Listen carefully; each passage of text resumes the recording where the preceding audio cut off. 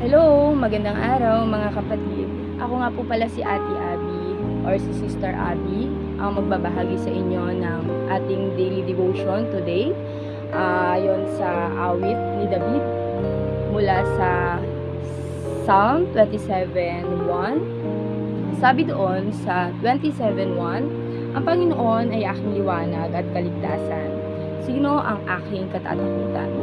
Ang Panginoon ay muog ng aking buhay. Sino ang aking kasisindakan?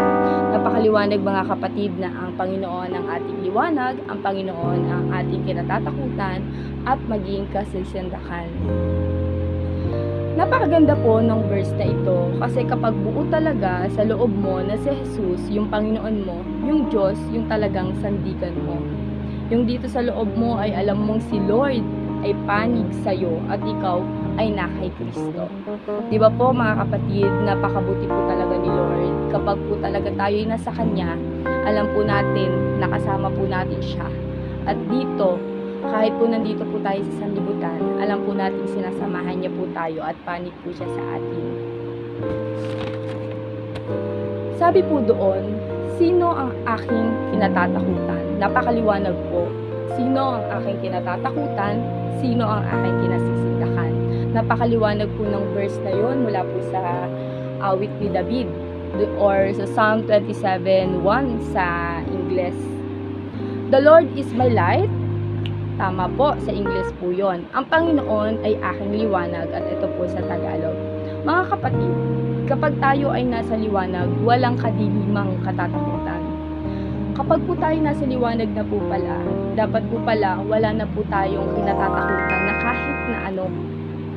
Yung isang tao na naka-expose sa liwanag, nabubuhay sa liwanag, walang dapat katakutan yan. Yung tao na yan. Alam niyo po, ang madalas takot ay yung mga taong namumuhay sa kadiliman at maraming ginagawang mali sa kanilang kapwa. Kasi mas mabilis gumawa ng mali sa kadiliman. Tama po ba? Mas mabilis gumawa ng masama sa lugar kung saan walang nakakakita sa iyo. Tama po ba? At yun ay ang kadiliman or darkness. At kapag na-expose ka na, takot ka. I'm sure yung marami sa atin ay makaka-relate po dito. Mali ka na, tapos pagtatakpan mo nang walang nakakakita sa'yo. Sa pilit mong pinagtatakpan, hinahalukay ng maraming tao. Maging asawa mo, anak mo, mga katrabaho mo, maging boss mo, o mga kapitbahay mo. Takot na takot tayo eh. Takot na takot tayong ma-expose. Takot na takot tayo. Doon lang tayo sa dilim, nagkukubli tayo doon. Ayaw nating ma-expose sa liwanag. Tama po ba mga kapatid? At yung kasalanan na yon na pinagtatakpan natin, ay hindi po natin maiwan-iwanan. Kasi takot na takot po tayong pumasok sa liwanag. Tama po. Bakit po tayo matatakot mga kapatid? Kung ang presensya ng Diyos ay nasa atin na at wala na po tayong tinatago. Wala na po tayong tinatago sa Diyos. Wala na po tayong tinatago sa ibang tao. Wala ka na pong kinatatakutan. Hindi yung kung wala ka pa sa Diyos, andyan yung nakakatakot, magtatalokbong ka pa. Kasi andun tayo sa kadiliman.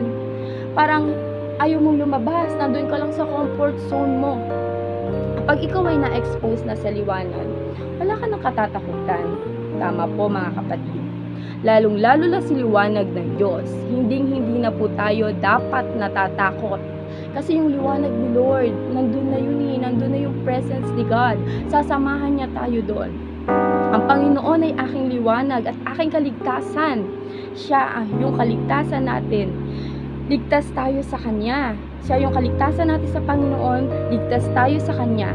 Isipin po nating mabuti mga kapatid.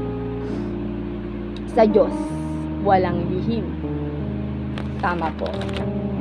Walang sekreto sa Panginoon. Siya po ang liwanag at lahat po ng namumuhay sa liwanag ay namumuhay ayon sa kanyang kalooban. Habang nagbabasa po ako nito, nagde-daily devotion po ako. Maraming verse na po ako nababasa. Mula po yun at isa na po itong psalm na to na nabasa ko na po, hindi ko po natatandaan dati. Kapag po nag-share po kami ng Word of God, kasama ko po sila Sister Love, Sister Joanne, Sister Judith, Sister Regine, Sister Joy, at marami pang kapatid. Marami po tayong matututunan sa Biblia. Mula po doon sa unang 1, i-share ko lang po yun. Mula po doon sa unang 1, 5:7. At ito ay mensahe na ating narinig sa Kanya.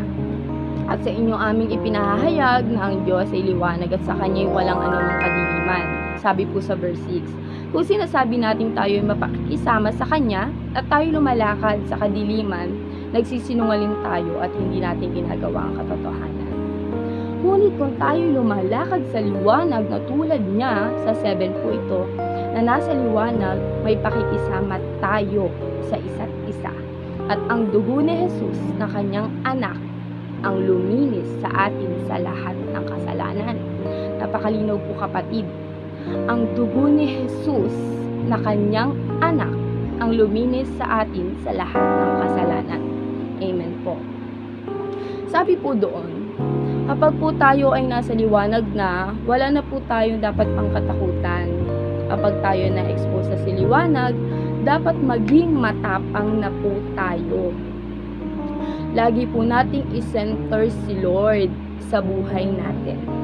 Kapag may problema tayo, sa asawa man natin yan, sa anak man po natin yan, pray lang, pray kay Lord. Palagi po niya tayong sasamahan. Kapag may problema po tayo or nahihirapan na tayo, wala pong mahirap na problema kay Lord. Tama po. Maging financial man yan, trabaho man yan, sa school man yan, sa kapitbahay mo man yan, sa pagkakasakit mo man, pangbayad sa bahay, pangbayad sa tubig, sa kuryente, pangbayad sa lahat ng bagay, or maging sa pagkain natin sa araw-araw. Hindi na po tayo dapat natatakot dyan. Tanong, bakit nga ba hindi na dapat? Panalangin lang kapatid. Wala na tayo sa kadiliman eh. Tayo'y nasa liwanag na. Hindi na tayo matatakot harapin ang hamon ng mundong ito. Sapagkat tayo'y nasa liwanag na, kasama na natin ang Diyos. Tanong, sino sa atin dito ang Christian ang madami pang kinatatakutan? Madami pang pangamba, madami pang bumabagabag sa atin, at madami pang bagay ang hindi nagpapatuloy sa atin sa kakaisip ng kakaisip ng kakaisip. Nakakalungkot lang po isipin na sa oras ng kagipitan, sa oras ng problema, nakakalimutan po natin si Lord. Mas inuuna po natin yung mga bagay-bagay dito sa mundo na kailangan po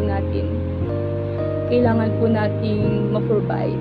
Pero hindi na natin naisip na si Lord nandiyan lang siya.